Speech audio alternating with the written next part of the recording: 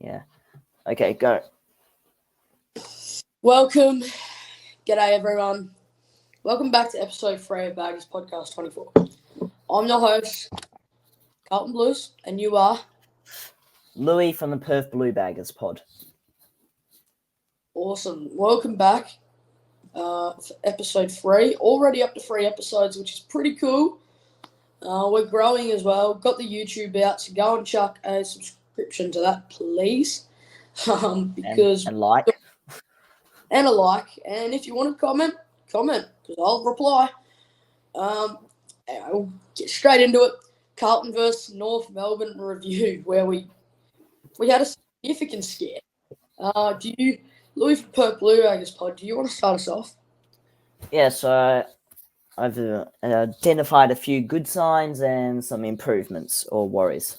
So one good sign was our adaptability and response. We were able to respond in the second quarter, after the second quarter, with a great burst premiership quarter in the third. It was really crucial to securing the desired win. The defensive pressure in the second half was good. Pressure gauge was going over 200. So that was another good sign. We also had good cohesion. They're all celebrating successes. And I feel like, especially the forward half, they have a clear understanding of their roles. And yeah, it's always good to see some good celebrations. Yep. And then some improvements. So obviously the second quarter performance was not satisfying. We struggled particularly with contesting, and we were outnumbered. We weren't able to answer the Roos transition game. So that will need some structural improvements, I think, because I'm assuming Port will be trying to exploit that as well. The speed wasn't managed. We couldn't manage them. Luckily, we had some good mid-game adjustments. And then we also liked a bit of defensive consistency again over the last 3 weeks. Or couple of weeks, more like, needs to be addressed again. I'm sure they addressed it on the week, but I still think we conceded too many points against them. So no real change in that department. So off you go. Righto, thank you for that, Louis. That was actually really well summed up. But I'll get into my review now, where I'll start off with saying we survived a significant scare from North Melbourne, who have been in some pretty good form the last month or so. But we won by 19. We remained second on the ladder, and thankfully our forwards really got to work. Matthew Owies and Jesse Mollop in his first game of the season were lively with 3 goals apiece. Despite doing so much, our defensive pressure was elite. Our defensive pressure was elite in that second half for us. Yeah. Kangaroos were never out of the game overall, but we will take it. A win is a win, and we remain on the ladder. Yeah, indeed. Sorry for my stuff up there, guys, but we ignore that. All good. We will get into our top 5 now, where there might be some surprises in here, but there might not be at the same time. Louis, do you want to start us off? 5 votes. Adam Sard. Of course, incredible defensive efforts of halfback. Boy, that play with about from halfback with all the bounces leading into the into our forward 50. Real game changer for me. It was a really lifting moment. and lots of players followed suit after that. So players like Jack Carroll, Ollie Hollins, that was good to see. He had 10 intercepts, 538 meters gained, kicked a goal, his first since round 15 of 2021. It's 5 votes for Sard, 4 votes Patrick Cripps. Probably another Brownlow vote there. 7 tackles, which gives him the most tackles in VFL AFL history. 9 score involvements and 9 ground ball gets. Just need to get used to it because it's becoming a standard performance. Is very consistent lately. Lockie Fogarty gets my 3 votes. Didn't do rack up the disposals or anything, but boy, he had 4 goal assists and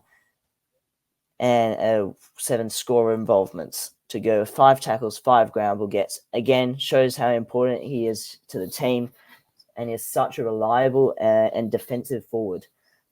Charlie Curnow, 2 votes, 4 goals, very good. They defied the doubters there. And George Hewitt gets my final vote. 22 disposals, 8 clearances, and 9 ground ball gets. So let's hear yours. All right, I'll get into my top 5, everybody. 5 is Adam Sard. He was enormous in defence, holding firm when under siege in the first half and late in the game as well, generating a lot of attacking plays after halftime. Sard also finished with 28 disposals and a goal. Number 4. Patrick Cripps continued his excellent form with 9 clearances and 9 score involvements in another Brownlow polling game. Charlie Curnow is my number 3. He picked the right kicking boots this week, kicking 4 majors for the day, creating a little gap for his hat-trick of Coleman's. One thing about Charlie is he loves the third and fourth quarters where he really lives when we desperately need him. Number 2, Tom Dakota. Tom was very impressive despite losing the ruck battles and suffering from injuries, and we wish him all the best for his recovery. But I found that he popped up to the right places and was nearly the reason why we got the ball moving in the second half, in my opinion. My number 1 vote goes to Matthew Owis for his crucial goals and his epic celebration, just like the NBA players do over in America. Mm-hmm. But he had some good back-to-back games, and personally I think he deserves a spot in the 22. We'll get into the Carlton versus Port Adelaide preview. Louis, do you want to start us off? Okay, so off the top of my head, players to look out for. So you got Rosie, Butters, Radagalea, Willie Rioli, and Dixon if he's playing. Not sure. And then you also got Jason Horne-Francis and who else do they have? They have Aaliyah. And I think that's all I can think of off the top of my head. But yeah, they lost to Gold Coast, but then unfortunately they good for them that they beat Richmond. But they were just like our game, really. They were tested by Richmond. So it was. I'm sure they'll put up a fight. Yeah. I'll get in. Do you want me to get into my preview? Yeah, of course. Yeah. This week we take on Port Adelaide, which is probably a must-win for them. They'll come out hungry, and we need to play 4 quarters this week. We can't drop off like last week. But yeah, we were in some pretty slumpy form, but we got the job done over North, which really helps us because the ladder is very, very tight now. And everyone get down there this weekend. We need to really cheer the boys on. We need the support, and we really just need to knuckle down and get our minds ready for finals this year. My players to look out for is Zach Butters for me. He is the one we must look out for, and I think Cincotta gets a big role on him. We've seen what he's been able to do this year, tagging players left, right, and centre. So if we can get Butters out of the game and give ourselves the best chance to get the 4 points. Indeed. We'll move into changes this weekend. Louis, do you want to start us off?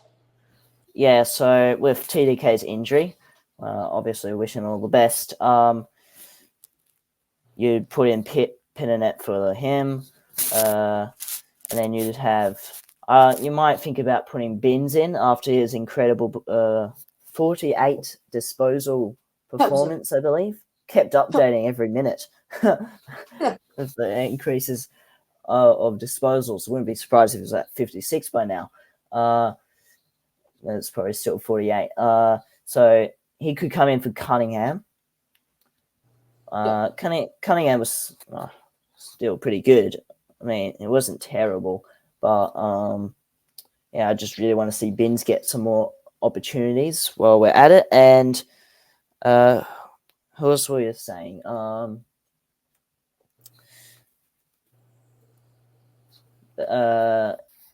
if he's fit. Forgot about him. Oh, yeah. Who does he come in for? Probably Sam Durden, yeah. Or we need Brody Kemp, and Jordan Boyd could also come back in. So changes that could happen. Yeah, there's plenty. I'm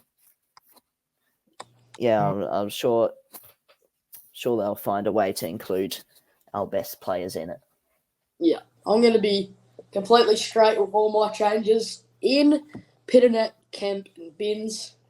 Out TDK, Durden, and Cunningham. So technically, mostly the same, but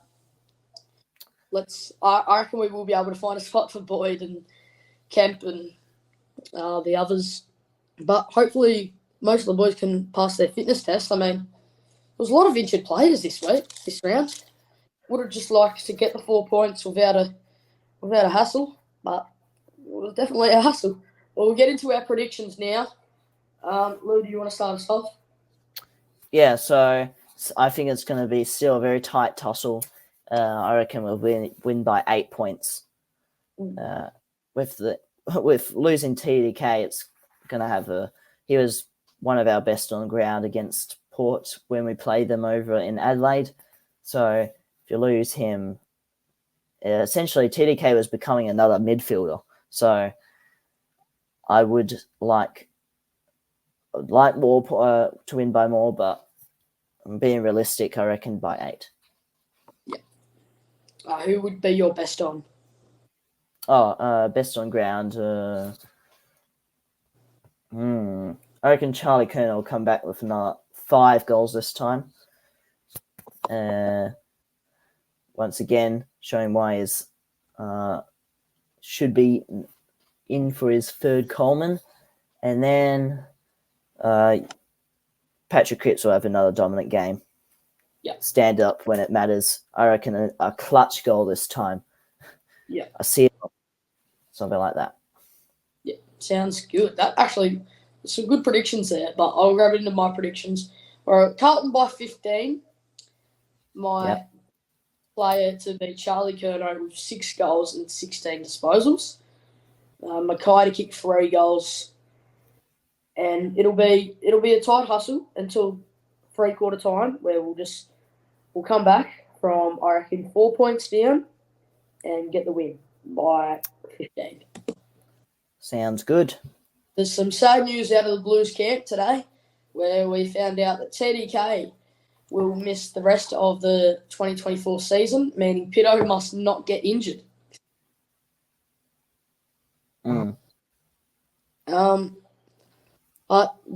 That sums up our podcast. Obviously, there was a few minor things that happened today, but we'll be back in better next week. Thank you all for listening. I'm your host, Carlton Blues 24, and you are Louis from the Perth Blue Baggers pod. Just want to make a quick thing. Yep. How good is those retro jumpers? Oh, I know. How good do they look? Yeah. 1995 feels. Wow, how good is it? Absolute goated. So, really looking forward to us wearing them against Hawthorn in round 22. I'll make a quick announcement while I'm at it too. I've got a cricket highlight account with one of my mates. It's Gunno and Hannah's Cricket Highlights. If you go and chuck that a follow, it would mean the world, as we are travelling over to Sri Lanka to play cricket over next year. So, yeah, thank you all for listening. I'm your host, Carlton Blues 24, and you are? Louis from the Perth Blue Baggers pod. Go Blues.